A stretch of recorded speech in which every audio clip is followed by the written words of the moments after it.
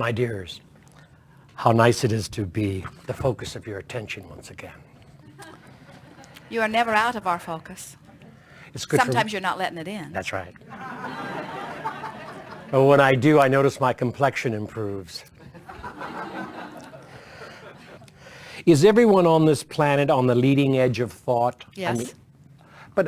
Okay, and I know what you're going to say, Abraham, that everybody's entitled to their opinion and there's Good, no then right next. and no wrong.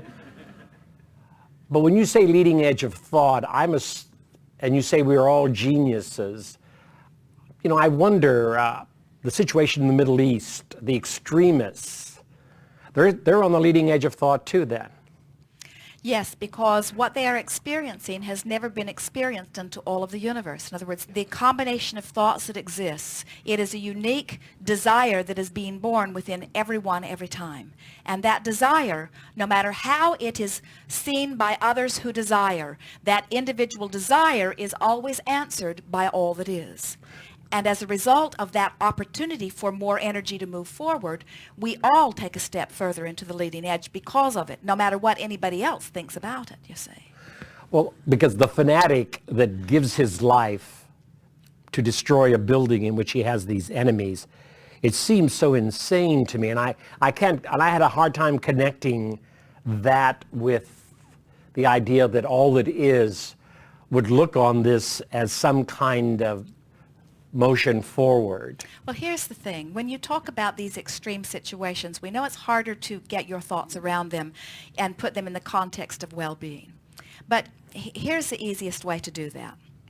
So let's say that you are aware of something like that happening, and there is so much more horror in what you're observing than anything else that it is almost impossible for you to discover any leading edge thought within it or any, but in the whole scheme of things, as people who are standing further back from the horror of it, in the whole scheme of things, out of that contrasting experience is born somewhere within someone, usually within many someones, desires for greater understanding or for greater harmony or for the world to be a better place or for an understanding of what was at the bottom of that to begin with.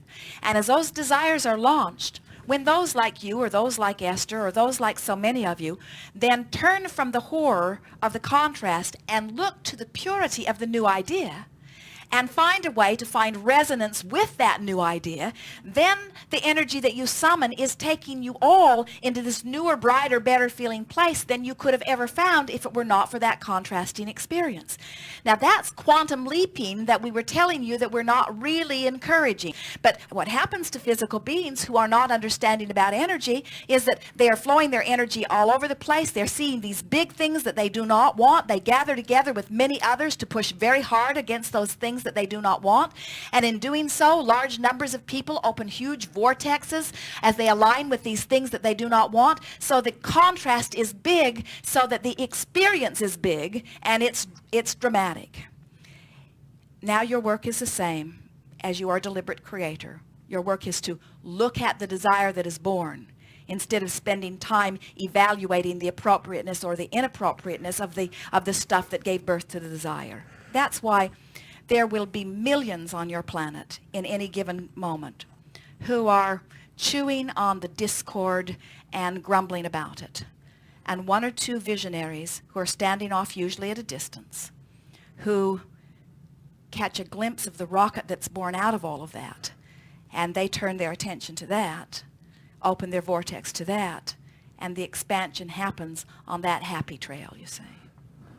As if there is some, and those visionaries took us out of slavery, for example, although some of it does exist in pockets of the earth. Is that what you're talking about? It moves, it takes us all beyond then. Yes, it does. It's like masses living in an environment where their day-to-day experience of hardship sometimes produces a desire for something. So millions of people have defined a desire that they cannot even verbalize. In other words, they're offering it vibrationally. They're not saying, I would like such and such an electronic contraption that has these facilities that would provide benefit for me in these ways.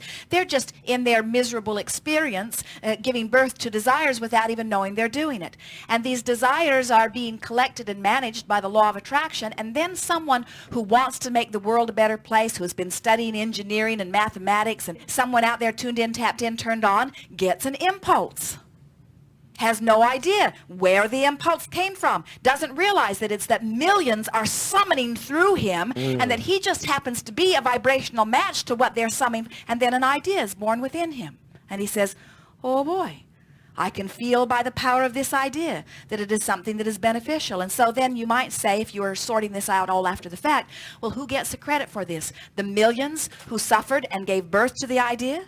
Or the one who was in the vibrational place of allowing the idea to be born within him? And we say, we're all in this together. That's why we say we're all in this leading edge place where every part is beneficial to the moving forward of the whole.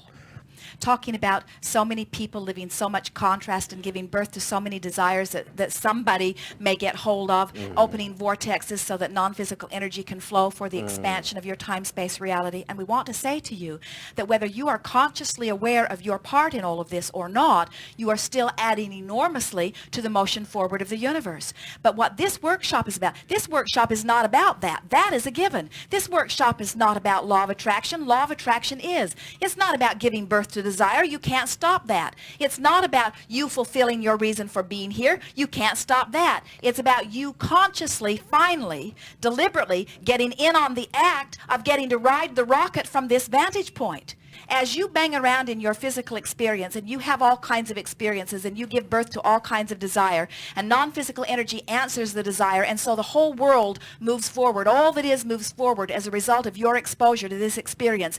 You have fulfilled your reason for being in a very big way. But what we wish for you here is that you get in on the vibrational allowance of it so that you get the benefit of it too. In other words, the universe is going to benefit by your contrast devouring. The universe is going to benefit by the new ideas that are born within you. What we want to know is, are you letting it in? Are you allowing yourself in this moment to, so many physical friends think that they will work hard and they will suffer and they will pay a price and then they will rest in heaven.